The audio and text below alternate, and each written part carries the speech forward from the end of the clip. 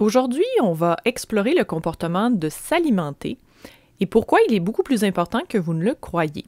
Il est un facteur contribuant à des problèmes de comportement. Nous sommes chanceux d'avoir plusieurs études qui semblent indiquer que les chats sont des animaux qui mangent régulièrement de petits repas. Ils sont donc très différents des chiens qui peuvent passer beaucoup de temps entre les repas.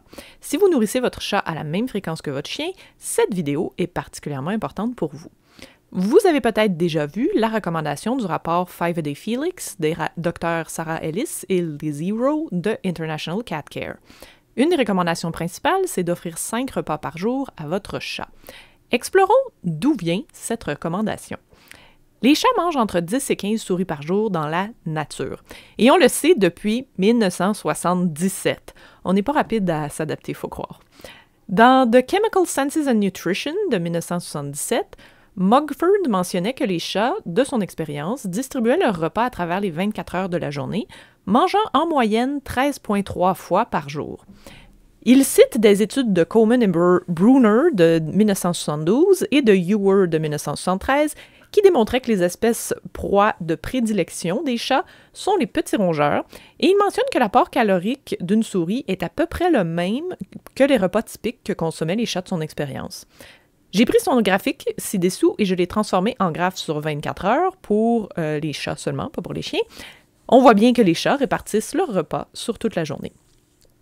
En 1989, le Nutrition of the Dog and Cat Waltham Symposium No. 7 mentionnait une étude de Kane de 1981 qui est arrivée à un total de 15,7 à 17,4 repas par jour, répartis aussi bien la nuit que le jour, de même que des études non publiées qui arrivaient à entre 11,4 et 10,4 repas par jour. Il mentionne aussi que l'énergie fournie par une souris de 26 grammes est approximativement 140 kJ, calculée d'après une étude de Bailey de 1960. Un chat adulte ayant besoin d'environ 335 kJ par kilogramme de poids corporel, il en conclut que les besoins nutritionnels du chat seraient satisfaits par l'ingestion de 10 souris par jour. Donc on est pas mal toutes concordants. Les chats chassent à peu près à toutes les opportunités qui se présentent. S'ils aperçoivent une proie, ils la chassent.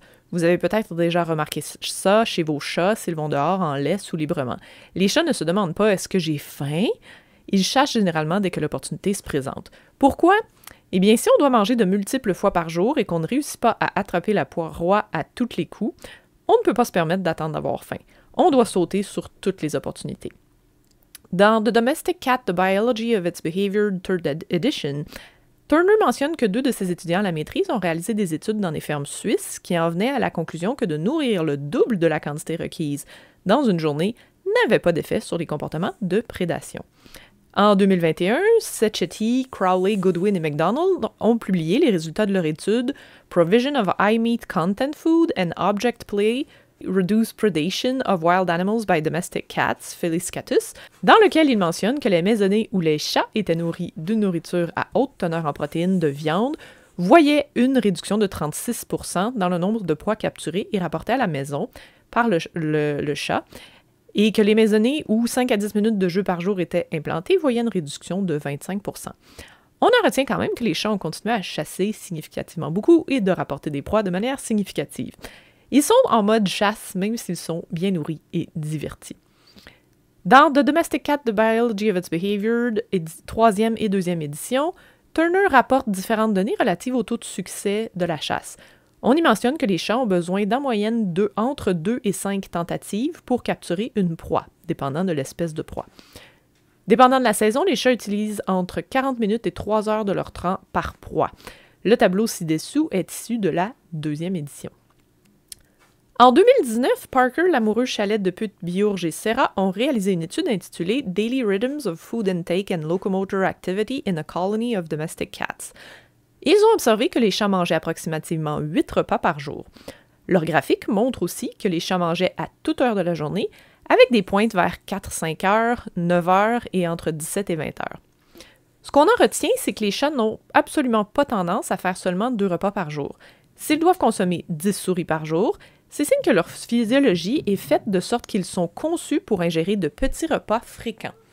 Conséquemment, on peut penser que de leur offrir seulement 2 ou 3 repas par jour peut mener à des problèmes parce qu'on ne respecte pas la façon dont la nature a fait le corps du chat. Notre chat peut se retrouver à avoir beaucoup plus faim que dans la nature, voire se sentir affamé. Nos chats ont zéro contrôle sur leur alimentation. Nous décidons où, quand et comment ils vont pouvoir manger.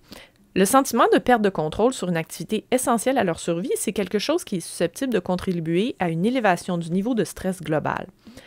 Comment ça influence le comportement? Si j'ai très faim et que je n'ai aucun moyen de trouver de la nourriture, je serai inconfortable, frustré, voire anxieux. Si votre chat vous miaule après beaucoup, vous réveille la nuit ou tôt le matin, devient agressif envers vous, etc., il se peut que le contrôle sur son alimentation soit un facteur non négligeable. Dans tous les cas, il est intéressant de s'y attarder. Viser à offrir 5 repas par jour, voire plus, est une bonne règle de base, comme le mentionne le rapport 5-A-Day Felix. Maintenant, vous savez d'où vient cette recommandation. Le comportement typique d'un chat est de s'alimenter une dizaine de fois par jour, nuit comme jour. Il y a plusieurs façons de vous aider à accomplir cela, incluant dans des maisons multichats, mangeoires à micropuces, pièces avec chatière à micropuces, repas dans des pièces séparées, machines lanceuses de croquettes, mangeoires à minuterie, puzzles alimentaires, etc.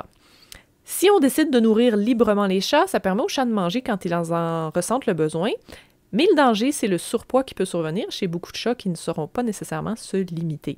Les puzzles alimentaires peuvent être une bonne option. Ils permettent de créer une activité où il y a un effort de résolution de problèmes et de travail qui est requis pour accéder à la nourriture, ce qui peut ralentir les chats qui ont tendance à trop manger.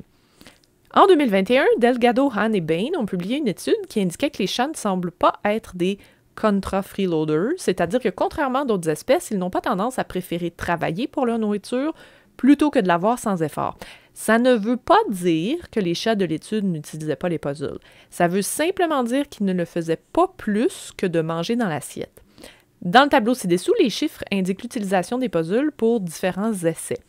Donc, les chiffres au-dessus de 0. Si le chiffre est de 0,5, le chat a mangé autant dans le puzzle que dans l'assiette. S'il est sous 0,5, le chat a mangé plus dans l'assiette que dans le puzzle et vice-versa pour les chiffres au-dessus de 0,5. Donc, les chats peuvent vouloir faire un effort pour avoir à manger, tout comme on pourrait trouver intéressant de faire l'effort d'une raclette plutôt que de se faire servir le repas tout rond.